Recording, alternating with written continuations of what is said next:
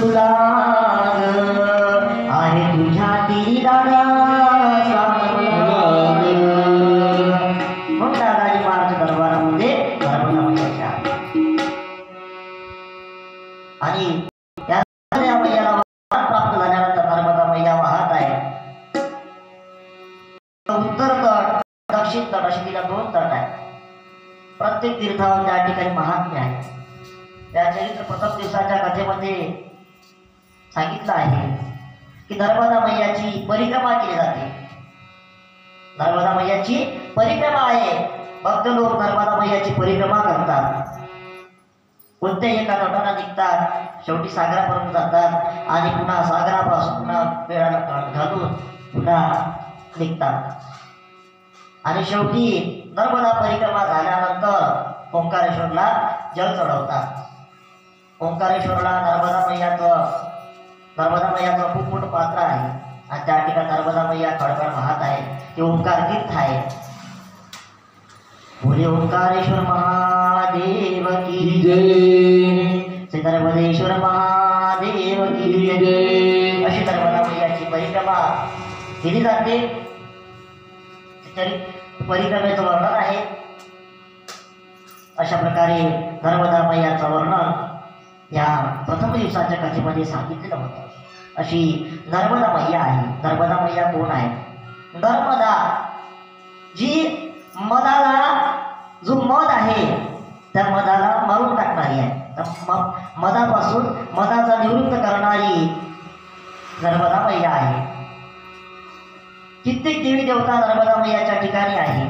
करोड तीर्थ आहे. नर्मदा का हर कंकर शंकर असं सांगतात का नर्मदा मैयाच्या जे पात्र आहे, नर्मदे मैयाचं जे काठ आहे तर प्रत्येक काठानं 60 करोड 60,000 तीर्थ आहे असं म्हणतात. सतयुगात जेव्हा होते नंतर द्वापार युगाला, कलियुगाला जेव्हा राम भगवानांनी जेव्हा युद्ध केलं होतं, जेव्हा युद्ध झालं रावणासोबत, रावणाला मारलं ना, रावण मेले केला ना, त्यावेळेस राम भगवानाला सुद्धा नर्मदा मैयाच्या काठीवर लागलं आणि तिच्यामध्ये स्नान केल्यानंतर राम भगवान मुक्त झाले. कृष्ण भगवानाने सुद्धा तिच्या काठीवर त्या ठिकाणी तप केलं, त्या ठिकाणी तिच्या जलामध्ये स्नान केली. अशी पवित्र आणि मंगलमयी नर्मदा मैया आहे. प्रत्येकाला पावन करणारी नर्मदा मैया आहे. नर्मदा सुमस्स कच्छ नक्र चक्र चक्रवाक शर्मदे त्वदीय पाद पंकजम नमामि देवी नर्मदे. नर्मदा मैया कशावर बसली आहे? मगरावर बसली आहे. नर्मदा मैया त्या मगरावर बसली आहे. भूरे मगर पर किंत सवारी हाथ में कमल का फूल. भूरे मगर पर किंत सवारी. मगर काय आहे? म्हणजे तो अहंकार आहे. त्या अहंकाराला मारून टाकलेला आहे. म्हणून नर्मदा मैयाच्या ठिकाणी आनंद आहे. अशी आनंददायी आहे. आनंदमयी परमेशमयी सत्यमयी परमेश्वरी आनंदमयी सत्यमयी परमेश्वरी आनंदमयी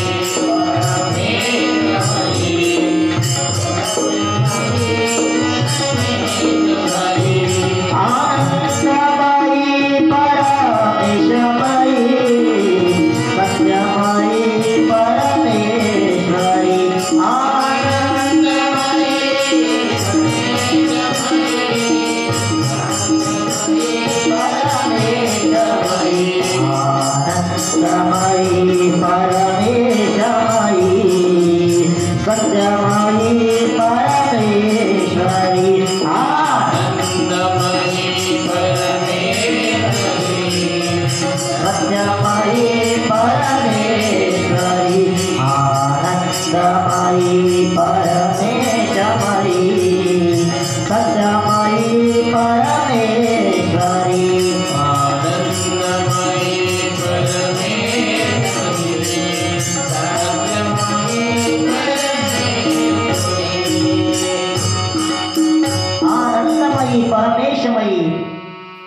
सत्यमयी परमेश्वरी अशी नर्मदा मैया आहे.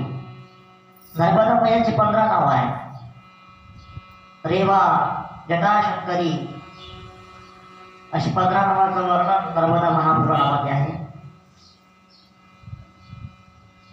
वेगवेगळ्या तीर्थाची वेगवेगळे नाव आहे. नर्मदा मैयाच्या ठिकाणी करोडो तीर्थ तिच्या ठिकाणी आहे.